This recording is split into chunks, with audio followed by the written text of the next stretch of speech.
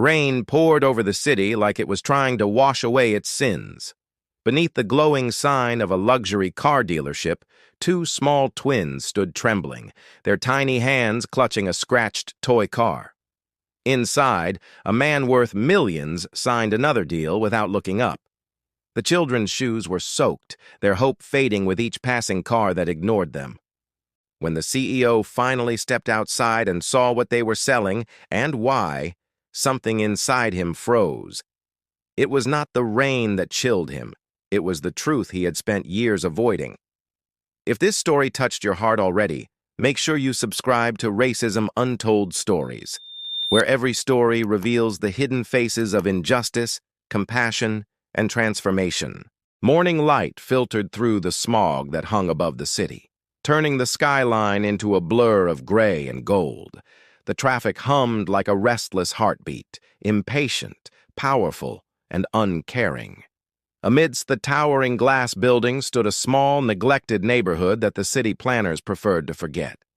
Cracked pavements, peeling paint, and fading laughter filled the air. It was here, in a modest apartment that smelled faintly of detergent and hope, that the twins, Malik and Maya, lived with their mother, Denise. Denise worked double shifts at a nursing home on the edge of town. Her hands were rough from cleaning, her back bent from years of care that no one ever thanked her for. Yet she carried herself with quiet grace, always smiling when her children were near. The twins were her world. Every morning before sunrise, she would press a kiss on their foreheads and whisper, "Be good, my loves. The world can be unkind, but you must not be." Then she would leave before the sun could rise, her uniform crisp, but her heart heavy. Malik and Maya were 8, too young to understand the cruelty of poverty, but old enough to feel it. Their clothes were clean but worn, their shoes too small, their dreams too big for their small apartment. On weekends, they often watched the city buses pass by, carrying people who looked like they belonged to another world. In that other world, the streets gleamed, the cars shone, and the people smiled without worry. The twins liked to imagine what that felt like. One evening, Denise came home late. Her steps were slower than usual, her shoulders hunched with exhaustion.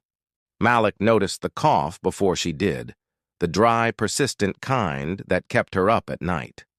Soon it turned into something worse. Medical bills started to arrive, followed by late payment notices. Denise tried to hide them, but the twins saw the worry in her eyes when she thought they were asleep. The apartment grew colder as winter approached, and Denise began missing workdays. Her once bright smile faded, replaced by pale lips and trembling hands. Malik would bring her water while Maya tucked blankets around her. They did not speak of fear, but it lived quietly in the room with them. One morning, as Denise coughed weakly in bed, the twins sat by the window, watching the city move on without them. On the table lay their only treasure, a small red toy car their mother had saved up to buy for them years ago. It was chipped and faded now, but it carried their happiest memories. They remembered her laughter that day, her pride in giving them something beautiful despite her struggles. But now, that same toy car would become their lifeline. They had overheard the landlord's threat 2 nights ago. He had banged on the door, his voice sharp, saying if the rent was not paid by Friday, they would be out. Denise had apologized softly through the door, her dignity intact even in desperation. When she turned away, tears had rolled down her cheeks. Malik and Maya had not forgotten that sound, the sound of their mother breaking quietly. The next morning, before Denise woke, the twins made a plan. They wrapped the toy car in an old piece of cloth and slipped out of the apartment. The city was alive and loud. They had no idea where to go, but they remembered the place they had seen from the bus window many times, a bright, shining building filled with cars that looked like dreams. It was called Hartwell Motors, the largest luxury dealership in the state. Inside that world of glass and marble worked Ethan Hartwell, the man whose name glistened on every advertisement and billboard. Ethan was a self-made millionaire, or at least that was the story he told the press. Born into comfort, educated in privilege, he believed success was earned through hard work and discipline. He had never known hunger. He had never known what it felt like to be invisible. Ethan's days were measured in profit margins and investor meetings. He liked order, efficiency, and control. To him, the city's poor were simply people who did not try hard enough. He never said it aloud, but it was there. In the way he avoided certain neighborhoods, in the way he locked his car doors, when he saw someone who did not look like him, in the way he hired but never promoted.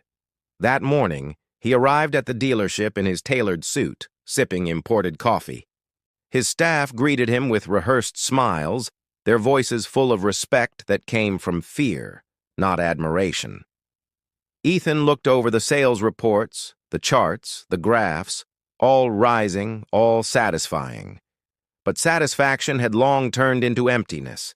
He did not know it yet, but that day would rewrite everything he believed about success, race, and humanity. Outside, the twins stood at the dealership's glass doors, shivering in the cold. Malik held the toy car tightly in his hand, his small fingers numb. Maya looked up at the shining cars, her reflection trembling on the glass. They had never seen anything so bright. They did not belong here. But they also knew they had no choice. They waited by the entrance, hoping someone would notice. But customers passed without looking, too busy admiring their reflections in luxury vehicles. One woman glanced at the twins briefly before tightening her purse and walking faster. The security guard frowned, muttering something under his breath before turning away. The twins stayed, patient and silent. Hours passed. Their feet ached, their stomachs growled, but they refused to leave. Somewhere deep inside, they believed someone would listen. Inside the office, Ethan looked up when his assistant mentioned 2 kids loitering outside. He frowned, annoyed by the distraction. "Tell security to move them," he said coldly. His assistant hesitated. "Sir, they look young." Ethan sighed, checked his watch, and finally decided to see for himself. When he stepped outside, the rain had just begun to fall. The twins looked smaller under the storm, their faces pale, their clothes soaked through. Malik stepped forward first, clutching the toy car wrapped in cloth. He placed it carefully on the pavement before Ethan. The gesture was pure, wordless, and desperate. Ethan frowned, not understanding. Then Maya unfolded a piece of paper, crumpled, wet, but legible enough.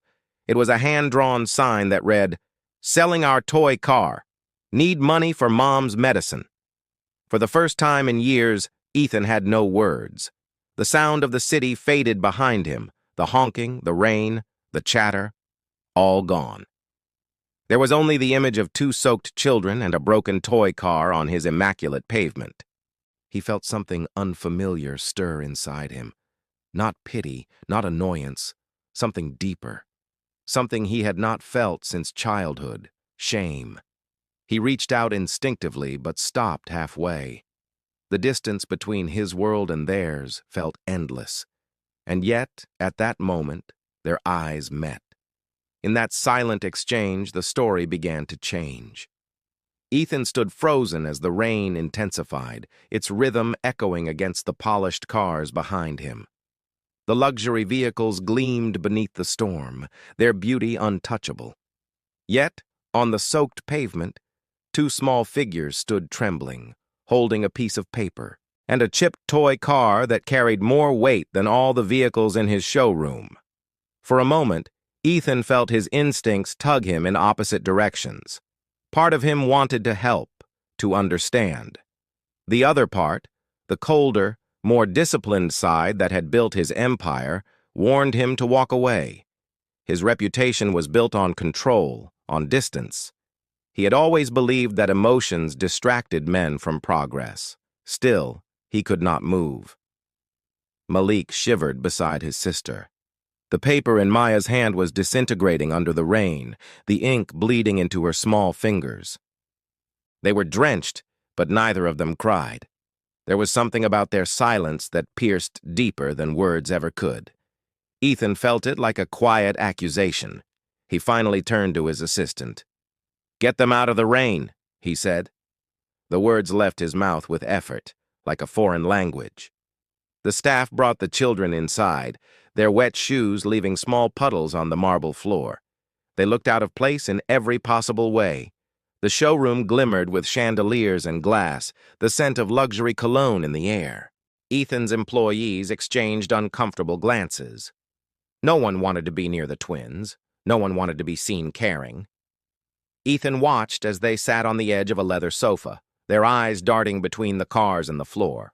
His assistant handed them towels, but the twins only nodded quietly. When Ethan approached, they instinctively straightened, as if standing before authority. Something inside him twisted. He knelt, not out of charity, but curiosity. The toy car was now resting on the glass coffee table. It looked fragile, its paint faded, one wheel missing. Ethan touched it lightly. It was worth nothing in the world, he knew. Yet, he could feel the weight of what it represented. His assistant spoke quietly beside him. "Should I call child services, sir?" Ethan hesitated.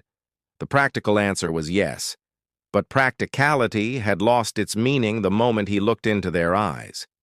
He noticed the tiredness there, a tiredness he had only ever seen in people who had been ignored too long.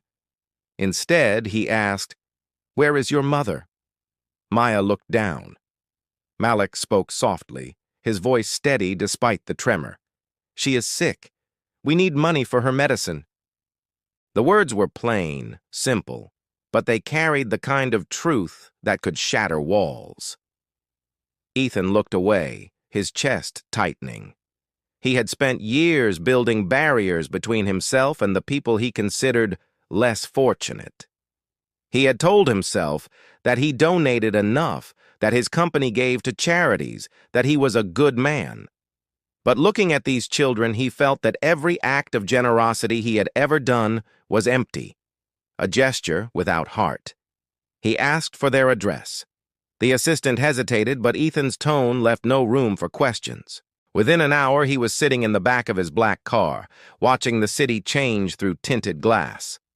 The skyscrapers faded into smaller buildings, then crumbling houses, and finally narrow streets littered with puddles.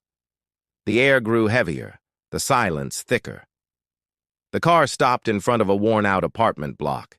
Ethan stepped out, his polished shoes splashing into muddy water. The twins led him upstairs, their small hands clutching the railing. Every floor smelled faintly of dampness and desperation. When they reached their door, Malik knocked softly before entering. The room inside was dim, lit only by the pale light from a cracked window. Denise lay on a small bed, her skin pale, her breathing shallow. The air was cold, filled with the sound of her coughing. Ethan stopped at the threshold. He had seen illness before, but never in this setting. Hospitals were clean, structured, predictable. This was raw and human. He felt an unfamiliar ache in his chest. Denise opened her eyes slightly when she heard footsteps. For a brief moment, confusion crossed her face, then recognition. Ethan Hartwell's name was on every billboard in the city. She had seen him on television, smiling beside expensive cars, his suit sharp, his voice confident. She had once told her children, "That man must never worry about anything." Now he was standing in her home, his presence almost surreal. Ethan looked around. The apartment was spotless despite its age. There were small drawings on the wall, childish scribbles of cars, trees, and stars. On the table sat a small plate with 2 slices of bread, one half-eaten. The quiet dignity of the place struck him harder than the poverty itself. He felt his throat tighten. For the first time, he understood something that no business deal had ever taught him. Poverty was not always loud. Sometimes it was silent, graceful, and invisible to those who chose not to look. He told his driver to bring food and medicine immediately. Denise tried to protest weakly, her pride flickering through her weakness, but Ethan only nodded and stepped outside, giving her space. He leaned against the wall in the hallway, staring at the peeling paint. His mind raced. For years, he had measured worth by wealth. But now, standing in a place where love survived without it, he began to question everything. That night, Ethan could not sleep. The images replayed endlessly. The twins in the rain, the trembling toy car, the small bed where their mother lay fighting for breath. His mind searched for excuses, but none could silence his conscience. The next morning, he returned. He brought doctors, groceries, and enough money to cover the rent. Denise wept quietly, unable to comprehend why a man like him would care. The twins watched in awe, not understanding the full magnitude of what was happening, only feeling that the world had shifted slightly in their favor. Ethan told himself it was temporary help, nothing more. Yet, as he left the building, he saw the other tenants watching him from their doors and windows. Their eyes were filled with the same quiet plea, the silent hope that someone might see them too. He realized he could not unsee them anymore. At the dealership, things began to change. Ethan found himself noticing how his employees treated customers who did not look wealthy enough. He caught subtle sneers, hesitant tones, and invisible barriers. He had built a company that mirrored his own blindness. He started asking questions. Why were all his executives from the same background? Why were applicants from certain neighborhoods always not the right fit? His managers grew uneasy. They preferred silence to discomfort. But Ethan had seen too much to return to ignorance. He began to listen. He visited communities his company had ignored. He sat with people who had stories like Denise's, stories that never reached the boardroom. Each visit left him changed. The walls inside him began to crumble. Yet transformation does not come without resistance. Some of his partners whispered behind his back. They called him sentimental, distracted, weak. But Ethan no longer cared. The truth was stronger than their approval. One evening, he returned to Denise's apartment to find the twins waiting outside. They smiled shyly, holding something behind their backs. When they revealed it, Ethan's heart nearly stopped. It was the same toy car, cleaned, polished, its broken wheel fixed with tape. Maya handed it to him and said softly, "It is yours now. You helped us." Ethan stared at the small toy, realizing that in their eyes, he had given them everything. But what they had given him was far greater, something no wealth could buy. In that moment, he understood that true worth was never about what one owned. It was about what one gave when no one was watching. The rain began to fall again that night, washing the streets clean. But this time, Ethan did not seek shelter. He let it fall, feeling it against his skin, each drop a reminder of what he had once ignored. And somewhere in the quiet of the storm, the man who once measured life in profit began to measure it in compassion. Days turned into weeks, and the city began to whisper about Ethan Hartwell's transformation. The man once known for his cold precision now spoke with unfamiliar warmth. He had become an enigma to his peers, too compassionate for the boardroom, too human for the business world he had built. But for Ethan, there was no turning back. The veil had lifted, and what he saw beneath it had changed him forever. Denise's condition slowly improved. The doctor said she had a fighting chance now that she was receiving proper care. The twins began attending school regularly again, their laughter returning like sunlight after a storm. Yet for all the small victories, Ethan felt a restlessness deep inside him. Helping one family was not enough. He could no longer ignore the silent architecture of inequality that had allowed his wealth to exist, while others suffered unseen. He began attending community meetings, listening instead of talking. He heard stories that mirrored Denise's, people who worked double shifts, who faced prejudice at every door they knocked on, who were judged not by their worth but by their skin. The more Ethan listened, the more he realized that his own company had been a quiet participant in the same cruelty.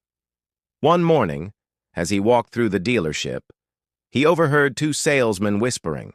Their tone was mocking, their laughter sharp. "That woman could never afford anything here," one said, gesturing toward a black woman standing near a car, her hands folded nervously. Ethan paused, watching. The woman had come in with her teenage son, dressed neatly but modestly. She looked at the car with admiration, not expectation. The salesman exchanged knowing glances, already deciding she was wasting their time. Ethan felt the same heat in his chest that he had felt the day he met the twins. He walked toward them, his steps calm but deliberate. The salesman straightened immediately when they saw him. Ethan said nothing to them. Instead, he turned to the woman and greeted her warmly. She looked startled, unsure how to respond. Ethan listened as she explained that she was a school teacher, that she had saved for years to buy a reliable car for her son, who would soon be attending college. Her voice trembled slightly as she spoke, as if she was waiting for another dismissal. Ethan nodded and asked her to follow him. He showed her several options himself, explaining details patiently, answering every question. The salesmen stood frozen, their faces pale. When the woman finally chose a modest sedan, Ethan offered her a discounted rate and congratulated her personally. As she thanked him, tears filled her eyes. Her son smiled shyly, his gratitude unspoken but unmistakable. When they left, Ethan turned to his employees. His voice was calm, but the silence that followed it was absolute. "If anyone in this building ever treats a customer like that again," he said, "they will no longer have a place here." No one dared to speak. That moment spread through the company like fire. Some resented him, calling him naive. Others began to think, to question, to feel. Change had begun, not through policy, but through example. That evening, Ethan drove alone through the city. The lights blurred against the windshield, reflections of the world he had once thought he understood. He passed neighborhoods he had ignored all his life, seeing them now for what they were, communities of resilience, not failure. He remembered the twins' faces in the rain, their innocence shining through despair. He thought of Denise, who had thanked him not with words, but with strength. He parked near the small park where the twins often played. It was late, the air cool, the sky heavy with clouds. He saw them there, chasing each other under the dim streetlights. Their laughter echoed in the quiet night, pure and unbroken. Denise sat nearby on a bench, wrapped in a coat, her eyes filled with calm pride.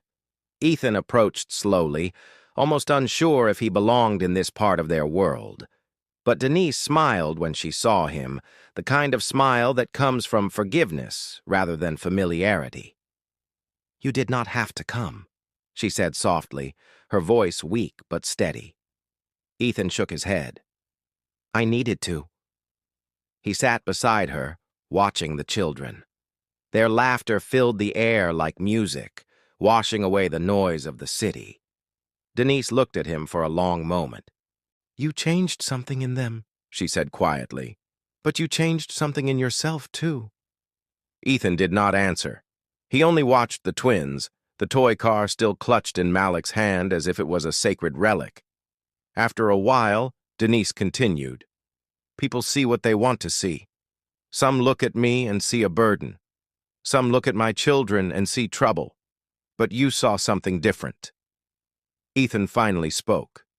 "At first, I did not. I was blind, like everyone else. But your children made me see." Denise nodded, her eyes reflecting the dim streetlight. "The world will change only when enough people decide to see." Her words stayed with him long after he left the park. The next day, Ethan stood before his board of directors in a glass-walled conference room that overlooked the skyline. They expected another quarterly review, another chart of profits. Instead, Ethan announced something entirely different. "I am restructuring the company," he said. "We will create community initiatives, fair hiring programs, and scholarships for children from underrepresented neighborhoods. Our dealerships will become places of opportunity, not exclusion. The room fell silent. Then came the objections. It will cost too much. It will affect our brand. Our clients will not like it. Ethan listened quietly. Then he said, "If our brand cannot stand for humanity, then it stands for nothing." His tone was calm but final. There was power in his conviction, not the kind born of wealth but of conscience. Some of the executives resigned. Others stayed, unsure but curious. Ethan did not mind. He knew change demanded discomfort. Weeks later, the story of Hartwell Motors' transformation spread across news outlets and social media. Some praised him, others accused him of seeking publicity. But those who had felt invisible before began to walk through his doors with newfound dignity. The company's profits did not fall as predicted. Instead, trust grew. Respect grew. And somewhere in that balance between compassion and business, Ethan found purpose again. One afternoon, a delivery arrived at his office. It was a small package with no sender's name. Inside was the toy car, the same one the twins had once sold in the rain. This time it was placed on a small wooden stand, polished and gleaming, with a note written in a child's handwriting. It read, "For when you forget how to see." Ethan held it for a long time. The memories came rushing back, the rain, the trembling hands, the silent plea in their eyes. He placed the toy on his desk, right where he could see it every day. It was not just a reminder of the twins, it was a reminder of who he had been and who he had become. As the sun set behind the city skyline, Ethan looked out the window, the reflection of the toy car glowing faintly beside his own. He realized that sometimes it takes the smallest voices to awaken the largest hearts. And that day in the rain, when two children tried to sell a broken toy to save their mother, had saved him instead. Months passed, and the city that once ignored its own shadows began to change in quiet ways. The billboards that carried Ethan Hartwell's face no longer sold cars. They carried messages of opportunity. The dealerships that once symbolized exclusivity had opened their doors to community events, job fairs, and free training programs for single parents and struggling youth.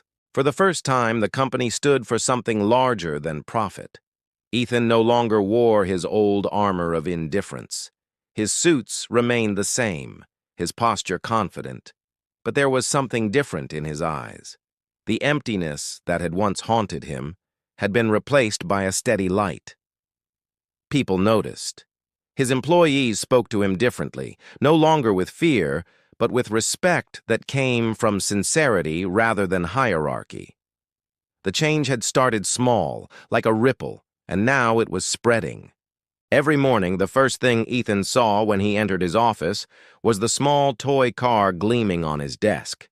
Its chipped edges had been carefully polished, the broken wheel replaced with a tiny piece of silver metal. It looked fragile, yet strong, like the children who had once placed it before him in the rain.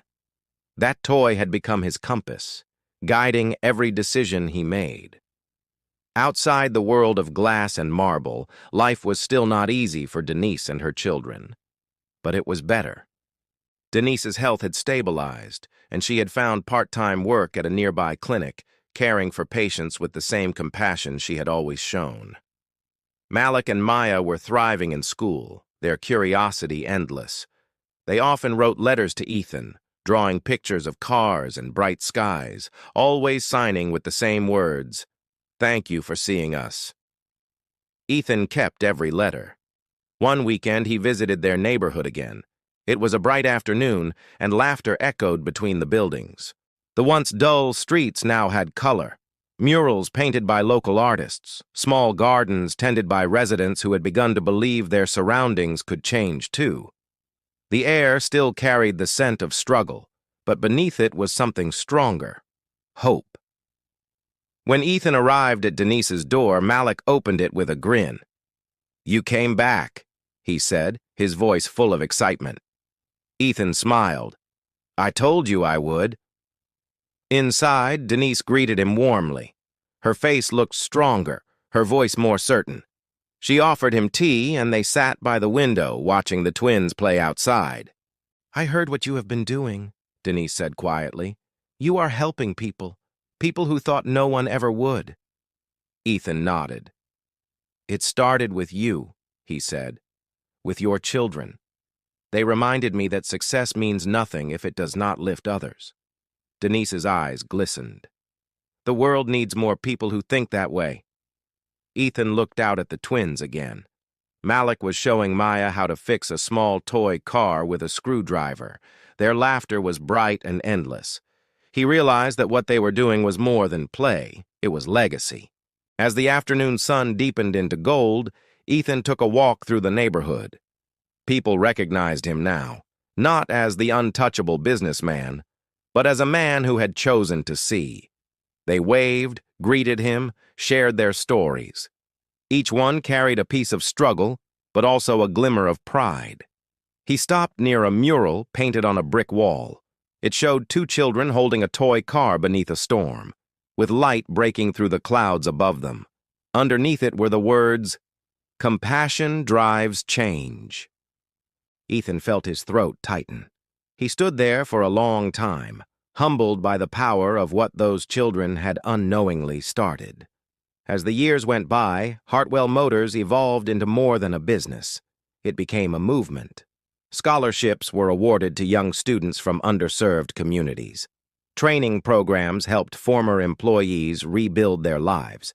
The dealerships hosted mentorship events that brought people together who had once lived in opposite worlds. For Ethan, each new initiative was a step toward redemption, not for something he had done, but for the years he had looked away. He understood now that racism was not always loud or violent. Sometimes it was quiet, polite, and invisible, built into systems and habits that people refused to question. He had been part of that silence once. No longer. Every decision he made carried a simple question. Would this choice honor the children who sold their toy car to save their mother? That question changed everything. On the anniversary of that fateful day, Ethan returned to the dealership where it had all begun. The rain was falling again, soft but steady, tapping against the glass like memory itself. He stood under the awning, watching the reflection of the city in the puddles. The neon lights of luxury cars shimmered beside the gray sky, a perfect mirror of the contrast that had once defined his life. He took the small toy car from his pocket and held it in his palm. It looked the same, but he did not. He remembered the twins standing there, soaked and shivering, their faces brave despite their fear. He remembered the sign, hand-drawn and trembling. Selling our toy car. Need money for Mom's medicine. Those words had been the turning point, the moment when his soul had begun to thaw. Now, standing in the same place, he whispered to the storm, "Thank you." A gust of wind passed, carrying the scent of wet asphalt and new beginnings. As he turned to leave, he noticed a young man standing at the edge of the lot, looking uncertain. His clothes were worn, his shoes muddy, his eyes cautious.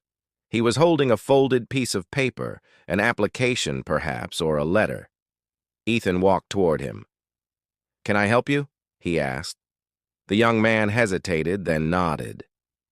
"I heard this place gives people a chance. I have been looking for one." Ethan extended his hand. "You found it." The handshake was simple, but it carried the weight of everything that had come before. The rain, the twins, the toy car, the awakening. Inside the office, Ethan placed the small car back on his desk. It caught the light, its reflection merging with his own. He realized that life often gives second chances not through miracles, but through moments of choice, the kind where one decides to look deeper, to see what others ignore. That night, as he locked up the dealership, the city seemed quieter. The rain had stopped, leaving the streets glistening under the streetlights. Somewhere far away, laughter echoed, the same kind that had once reached him through the storm. He smiled, knowing that the world had not changed overnight. But hearts had. His had. And perhaps that was where all change truly began. Before he left, he turned off the lights and glanced one last time at the toy car. It sat there, gleaming softly in the moonlight, a reminder that compassion, once awakened, never fades. The smallest gesture had created a lifetime of transformation. 2 children had sold a broken toy to save their mother, and in doing so, they had saved a man's soul. Sometimes the ones the world overlooks are the ones destined to open its eyes. Would you have seen them? Would you have walked away? If this story moved you, help us share the truth that still goes untold. Subscribe now to Racism Untold Stories, where every story reveals the power of humanity, the cost of prejudice, and the courage it takes to change.